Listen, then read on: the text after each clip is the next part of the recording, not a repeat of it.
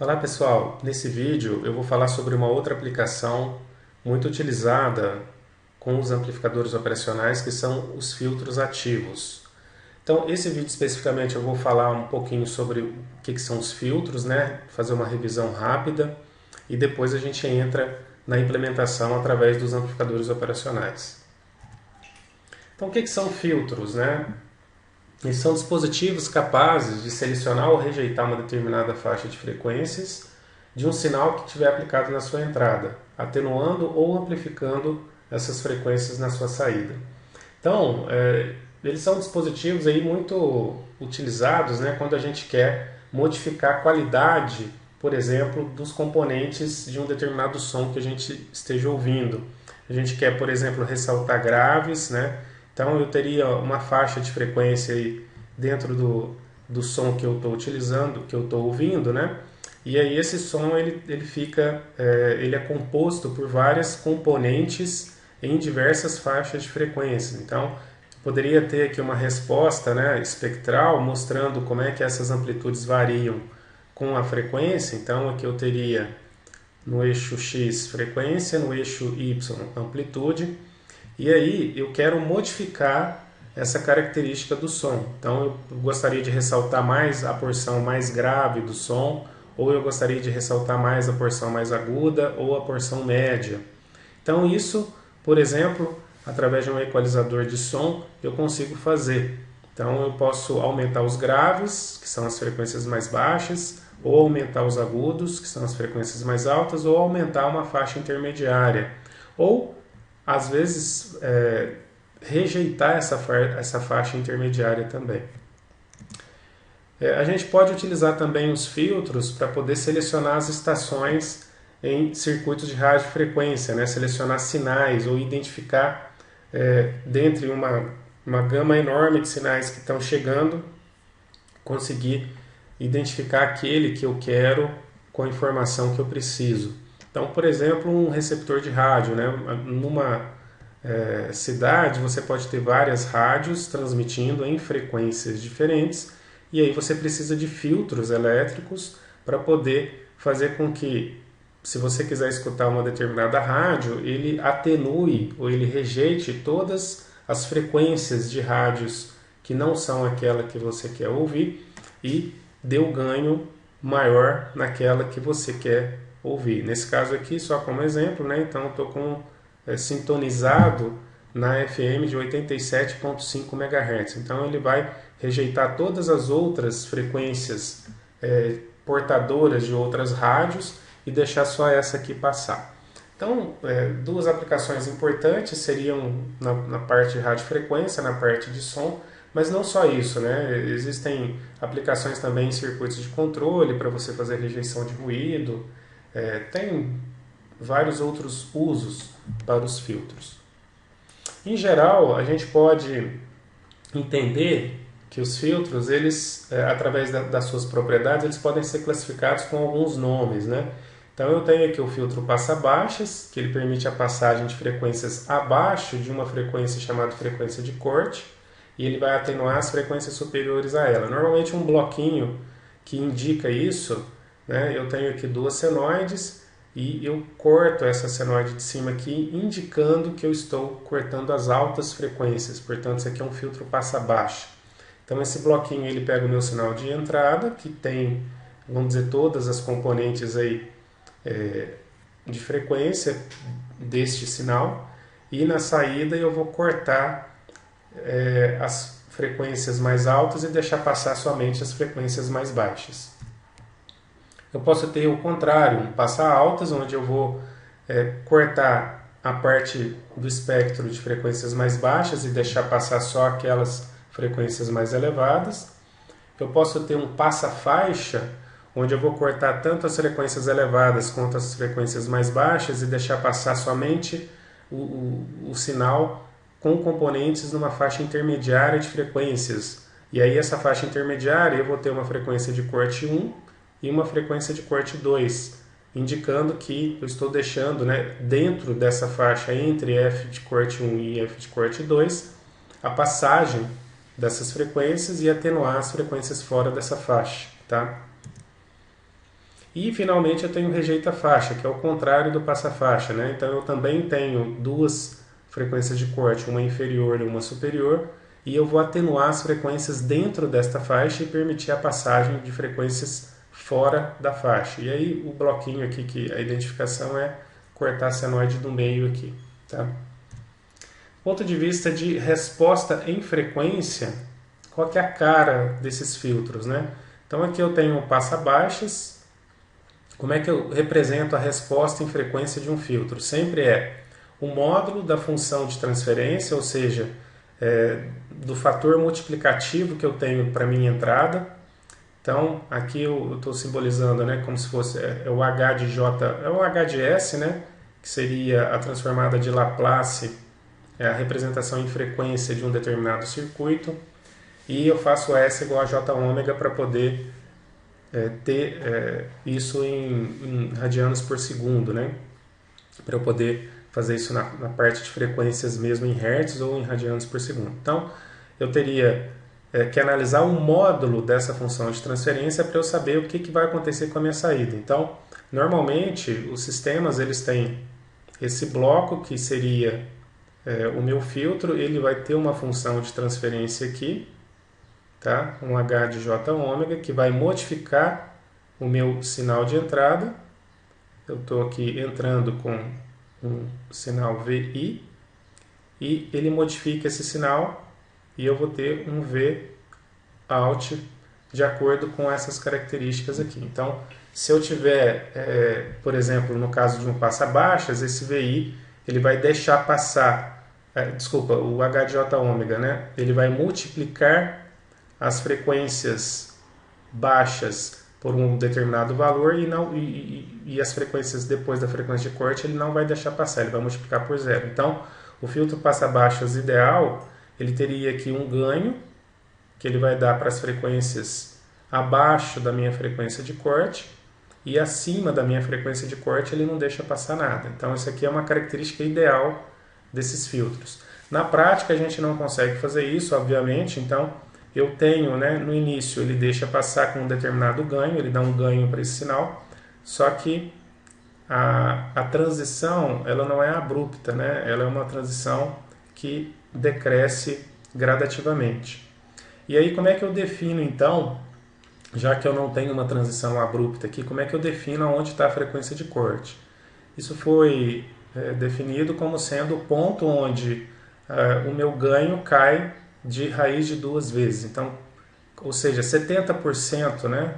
Onde eu tenho 70% do meu ganho, eu tenho a minha frequência de corte. Tá? Então, a característica ideal é essa queda abrupta, e a característica real é uma queda gradativa nessa função de transferência aqui do módulo do meu H de J ômega. Então, aqui tem o passa baixo, o passa altas é o contrário, né? Então, a minha frequência de corte continua sendo em torno de 71% do meu ganho nas frequências elevadas. O meu passa-faixa agora ele tem uma frequência de corte inferior e uma frequência de corte superior, então, do ponto de vista ideal, ele não deixaria passar nada antes da FC1, aí ele deixa passar tudo aqui com um ganho, um fator multiplicativo K, e depois em FC2 ele não deixa passar nada. Mais uma vez, na prática eu não consigo isso, eu tenho uma subida gradativa aqui do ganho, né, e uma descida gradativa do ganho para as frequências fora da faixa aqui. E o rejeita faixa é o contrário, então ele vai deixar passar tudo abaixo de uma frequência de corte, não deixa passar nada entre FC1 e FC2 e deixa passar tudo novamente a partir de FC2. Na prática, também essas descidas são gradativas, tá? E eu tenho essa curva aqui. Então, os parâmetros aqui que eu preciso guardar, né? Primeira coisa são as frequências de corte, que indicam, né, a mudança aí com relação à característica do sinal. E aqui, no caso do passa-faixa e do rejeita-faixa, eu tenho uma frequência chamada frequência central, né? E aqui eu teria as frequências de corte inferior e superior. Então, são alguns nomes aí que a gente vai estar trabalhando nos próximos slides. Então, como eu disse, no caso aqui de um filtro passa-baixas, quais são os parâmetros que eu vou enxergar aqui? Eu vou enxergar o K. O K ele é um parâmetro que ele significa que é o ganho máximo do filtro, o ganho em frequência zero, e que ele vai ser o máximo ganho que eu obtenho através desse filtro.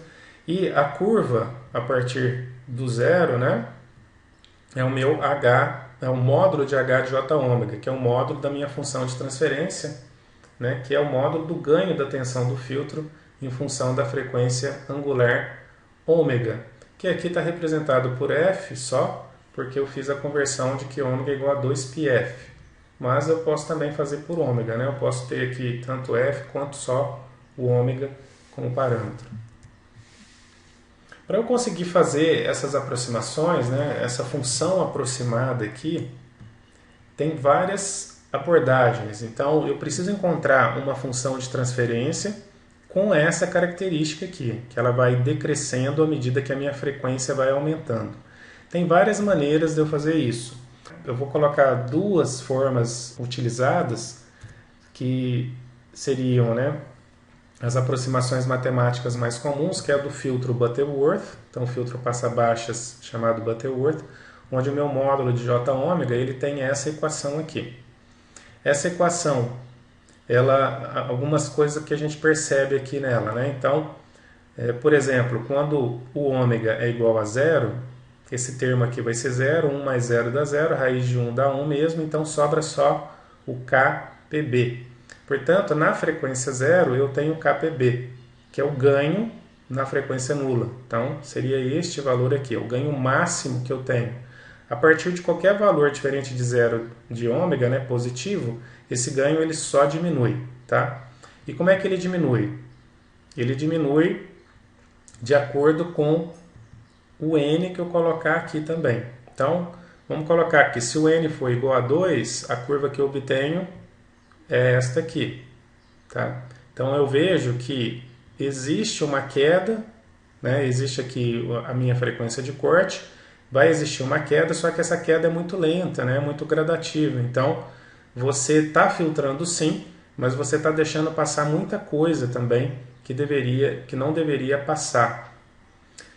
Como é que eu consigo deixar essa descida um pouco mais abrupta? Eu aumento o n. Então, se eu colocar n igual a 4, eu já estou nessa curva aqui. Então, eu tenho uma queda um pouco mais abrupta. E à medida que eu vou aumentando, né, sempre números pares, n igual a 6, 8, essa queda vai ficar cada vez mais abrupta. Então, e o n ele significa a ordem do filtro. Então, n igual a 1 é um filtro de primeira ordem, n igual a 2 é um filtro de segunda ordem e assim por diante.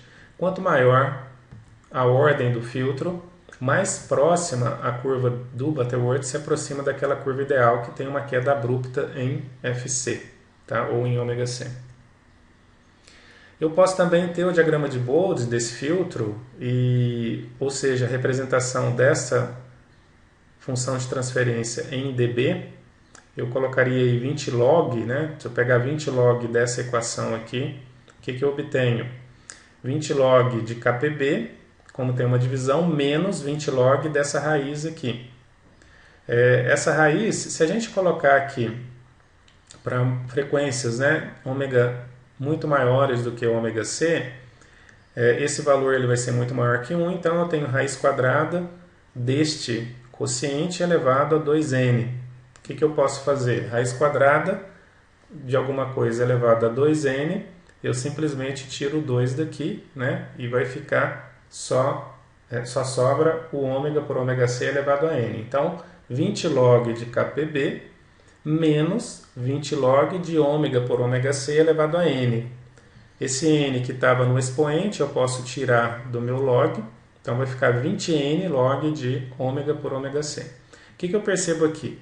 Eu percebo que essa resposta do Butterworth, né, do ponto de vista logarítmico em dB, ela vai ter um termo constante, que é o termo, né, aquele da frequência, o ganho na frequência zero, que é o ganho máximo do filtro, e a partir disso eu tenho uma diminuição em função da frequência linear.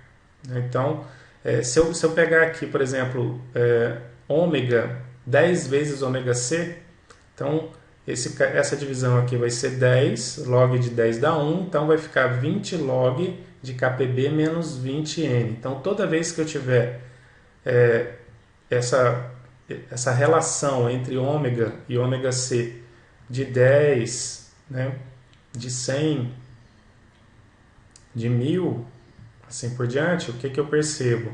Eu percebo que eu obtenho aqui um valor inteiro e este valor ele vai seguir uma relação linear de 20n vezes esse valor aqui. Então, eu teria uma resposta que seria mais ou menos assim, né? Eu teria aqui constante até o valor de ômega C, e depois de ômega C eu teria uma queda linear em dB até chegar nas altíssimas frequências aqui, né? Que seria os valores, até se você quiser, você pode ter um ganho negativo, né? Que seria uma atenuação. Essa queda aqui, se o N for igual a 1, a gente vê que essa inclinação ela vai cair, ela vai fazer com que o meu filtro tenha uma queda de 20 dB por década. O que é uma década, né? É 10 vezes, é uma relação de 10 vezes entre as frequências. Então aqui eu estaria em, sei lá, em 10 kHz, 100 kHz, 1000 kHz para uma frequência de corte X. Então cada vez que eu multiplico por 10 aqui, eu sempre obtenho um número inteiro, então eu percebo que essa relação ela é linear e ela permanece, né? Para qualquer variação aqui de 10 vezes, eu sempre vou cair 20 dB se o meu N for igual a 1. Se o meu N for igual a 2, esse termo aqui vai dar 40, então eu vou cair 40 dB. Se o meu N for igual a 3, então vai ser 60, eu vou cair 60 dB. Provavelmente vocês já tiveram isso lá em sinais de sistemas, então eu não vou me aprofundar muito nessa questão. Mas o que é importante é você perceber que o filtro Butterworth, né, ele tem um ganho constante até uma determinada faixa de frequência, que aqui seria... na verdade, isso aqui é a resposta ideal, né, do meu filtro Butterworth. Ele tem uma resposta real, mais curvadinha aqui, né? Então, essa característica aqui na frequência de corte, que faz com que ele caia 20 dB por década, conforme a ordem dele, a gente vê que ele não atenua muito rápido, né? Essas frequências aqui, isso aqui é 20 dB por década, quer dizer que cai muito pouco, né? Se eu quiser melhorar, eu tenho que fazer um filtro de segunda ordem, que aí ele teria uma inclinação mais abrupta aqui, de terceira ordem já seria mais aqui. Então, à medida que eu vou aumentando a ordem, essa inclinação muda e eu consigo fazer com que essa curva aqui fique mais próxima da curva ideal também. Uma outra aproximação matemática muito utilizada para filtros é o filtro Chebyshev, que tem uma outra equação. A equação dele é o KPB dividido por 1 mais E ao quadrado, Cn ao quadrado, ômega por ômega C. E o N também é um número inteiro, variando, né, a partir de números positivos aqui. E o E, ele é um valor, uma constante que vai definir a amplitude dos ripples aqui. E ele vai variar de 0 até 1. Então, mexendo nesses parâmetros, qual que é a curva que eu obtenho? Eu obtenho uma curva que ela não é constante, né? Ela tem variações aqui. E essas variações, elas dependem tanto, né, a amplitude dessas variações depende tanto do E quanto também do N, né, para a gente poder ver quantos ripples, né, quantas alternâncias aí a gente tem antes da minha frequência de corte. A partir da frequência de corte, eu tenho as respostas. Então, para N igual a 2, o primeiro, eu só tenho um ripple aqui, meu filtro ele tem essa resposta, né? Para N igual a 4, ele já teria 2 ripples aqui, né? Eu ficaria com esse cara aqui, esse, e aí ele cairia. N igual a 5, N igual a 6, então o que a gente percebe? À medida que eu aumento a ordem do filtro, essa queda vai ficando mais abrupta também. Aqui tem uma diferença em relação ao Butterworth, que tem esse ripple, né? Então eu não tenho um ganho muito constante na faixa de passagem, ele varia E essas variações aqui, dependendo do meu parâmetro E, elas podem ser bem grandes também. Isso pode ser indesejado. Se eu coloco o E bem pequenininho, eu posso ter uma variação menor também, tá? Se eu fizer também, né, o diagrama de Bode para esse filtro, né, obtendo a resposta em dB, eu obtenho essa equação aqui. O que a gente percebe dela em relação ao Butterworth, né? Esse termo aqui é um termo igual do Butterworth.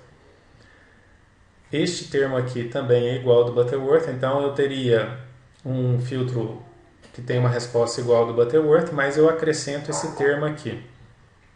E acrescentando esse termo, eu percebo, né, como ele é negativo, eu percebo que eu tenho a mesma resposta do Butterworth, só que este termo aqui faz com que ele caia mais rápido, né? Então, o meu filtro Chebyshev, ele tem um ganho na faixa de passagem, né? Um pouquinho abaixo do Butterworth, mas ele tem uma queda muito mais abrupta por conta desse pedaço aqui que vai fazer com que o meu sinal ele caia um pouco mais do que 20 dB por década. O filtro Chebyshev ele é um filtro que ele tem uma resposta mais rápida para poder cortar as frequências superiores. Em contrapartida, ele tem esse ripplezinho que acaba, que pode, né, dependendo do caso, afetar um pouquinho a resposta na faixa de passagem. Então essas são as duas aproximações mais comuns, tá? E aqui voltando à questão dos parâmetros, para a gente poder depois começar a projetar utilizando o amplificador operacional, eu tenho aqui definido, né, no caso de um filtro passa-baixa, toda a faixa de frequências que vai de 0 até a minha frequência de corte é chamado de faixa de passagem ou largura de faixa também, às vezes a gente escuta esse termo. A partir da frequência de corte, que é o ponto de menos 3 dB em relação ao ganho máximo, que é o ganho K, ou seja, em torno de 71%, né, do ganho máximo, eu tenho uma resposta que vai até o que a gente chama de FS, que é a frequência de supressão, que é onde o meu ganho cai para 10% do valor original. Então, durante todo esse pedaço aqui, eu continuo deixando passar as frequências acima da frequência de corte.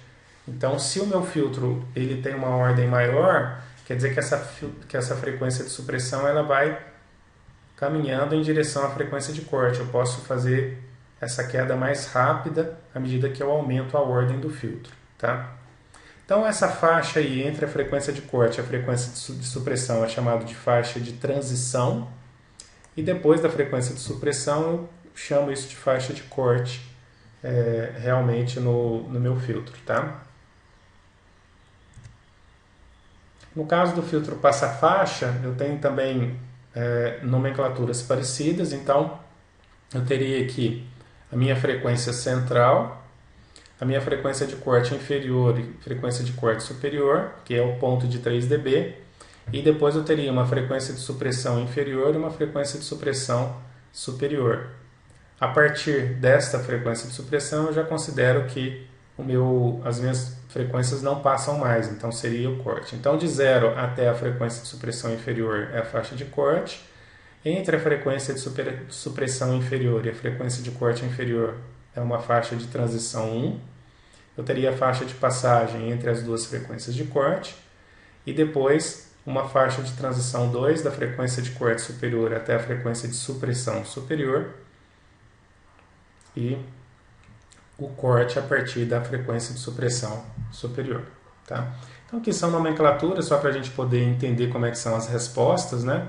E a gente vai começar a utilizar essa nomenclatura para projetar.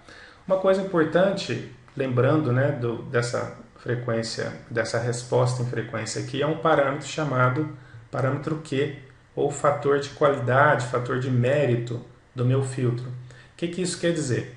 Vamos imaginar que eu tenho um filtro passa-faixas com uma frequência central em F0, e aqui eu teria, por exemplo, né, uma frequência de corte inferior, FC1, e aqui uma frequência de corte superior, que seria FC2. Tá? Essas duas frequências de corte aqui, né, a distância entre elas, ela acaba me mostrando o quão bom ou o quão ruim é o meu filtro. Porque se essa distância for muito grande, quer dizer que, por exemplo, o meu filtro ele vai estar mais aberto, né? Eu poderia ter um filtro cuja resposta fosse mais aberta.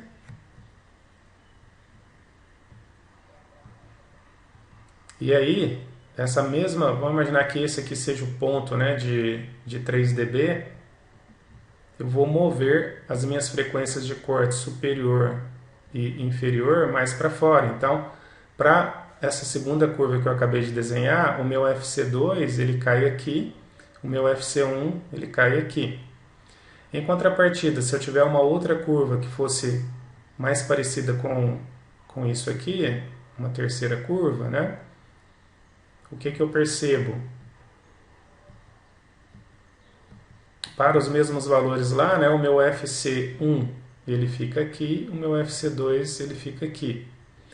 Eu percebo que cada vez que eu estou estreitando mais o meu filtro, né, que eu estou fazendo a frequência de corte 2 mais próxima da frequência de corte 1, mudando, por exemplo, a ordem dele, ele vai ficando mais seletivo, ele vai deixando passar só realmente o que está na vizinhança da minha frequência central.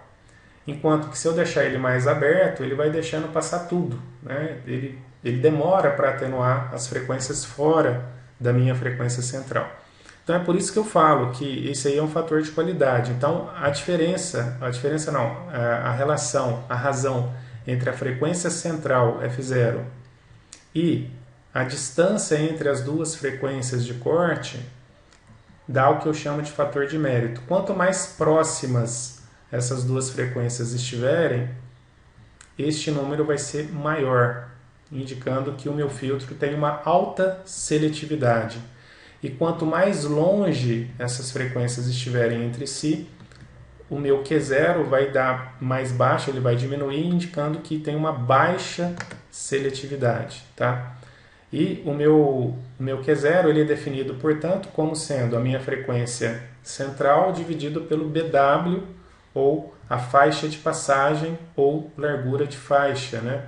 Faixa de passagem ou largura de faixa em inglês quer dizer bandwidth, por isso que é o BW.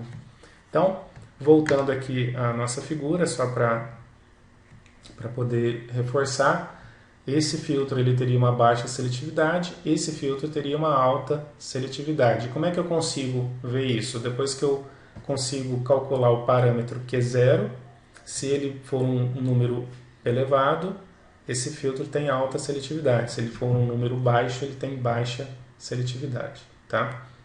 Muito bem, então esses são os fundamentos aí básicos a respeito de filtros. Obviamente que eu não vou me aprofundar neles, porque a disciplina de sinais e sistemas é que é responsável por isso e provavelmente vocês já estudaram isso com mais profundidade. Só para retomar esses conceitos que talvez vocês tenham esquecido. E no próximo vídeo a gente começa a fazer o projeto desses filtros utilizando os amplificadores operacionais.